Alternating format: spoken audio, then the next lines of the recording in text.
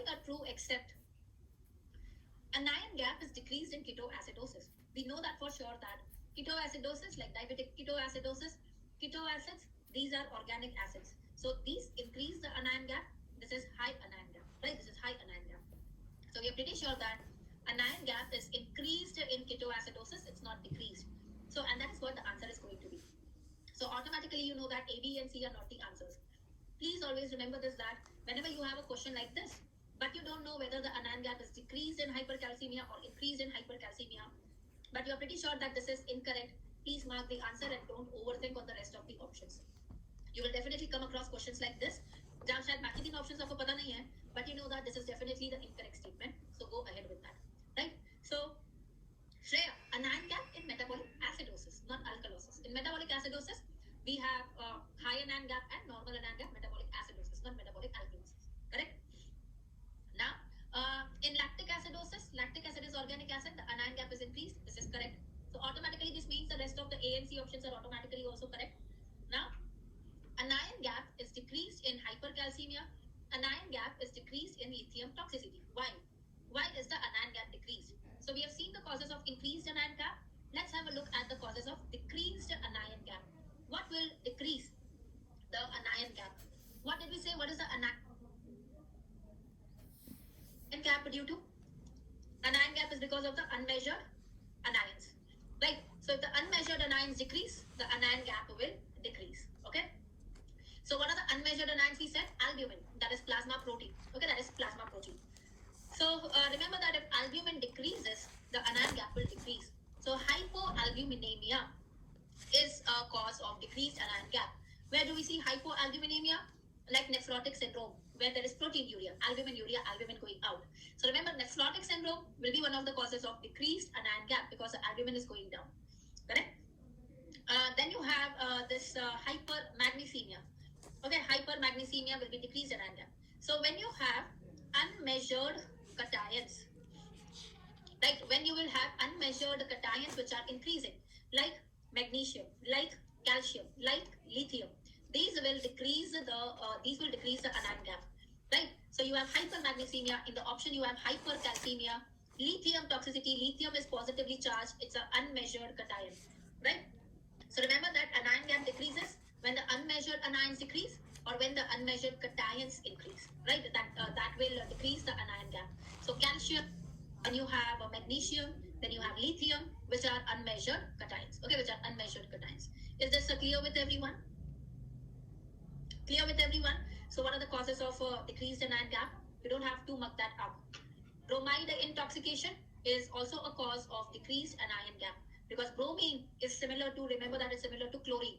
So that is like a false hyperchloremia. So that will decrease the anion gap. Okay? Okay. So that was lithium causes diabetes insipidus, right? We saw that lithium induced diabetes insipidus, the drug of choice is amiloride. So we know that lithium causes diabetes insipidus. Okay, now this is a question on the concept of SAAG. Let me first see how many of you get this one right, and then we will start with today's discussion with the topic of SAAG. Okay. Let me see the page.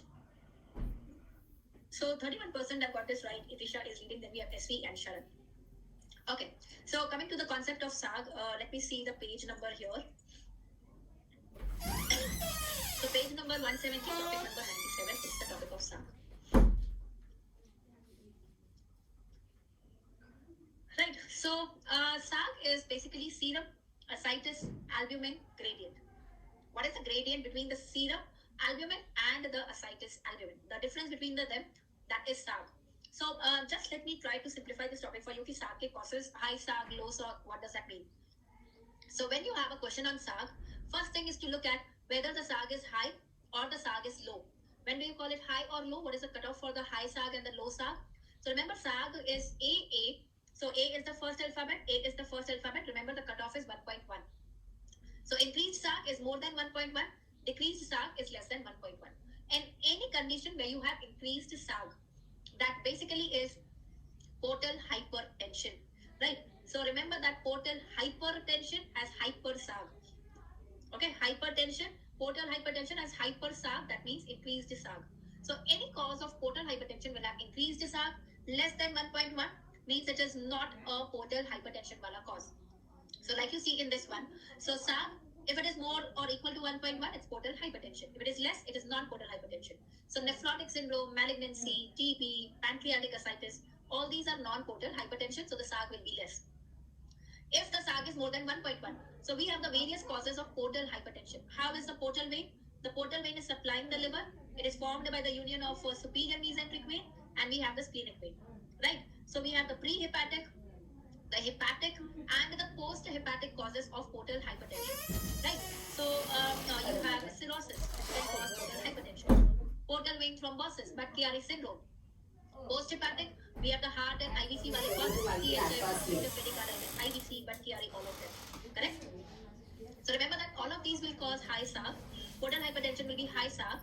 Now the next, when we have to differentiate, is the next step is to look at the ascites total protein. Okay, the next thing is the total ascites protein kitna hai.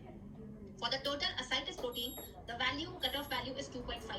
If the total ascites protein is less or if it is high, okay. So if it is less, that means the ascites protein is less. The major organ which synthesizes proteins in the body is liver. So if the protein is less, that means the liver parenchyma is affected. So think of the hepatic causes of portal hypertension, right? So like cirrhosis. Think of prehepatic and intrahepatic causes. So portal vein thrombosis, Budd-Chiari late ones. These are the ones that will increase the protein. So if the ascites protein is decreased, so remember that decreased ascites protein means that the liver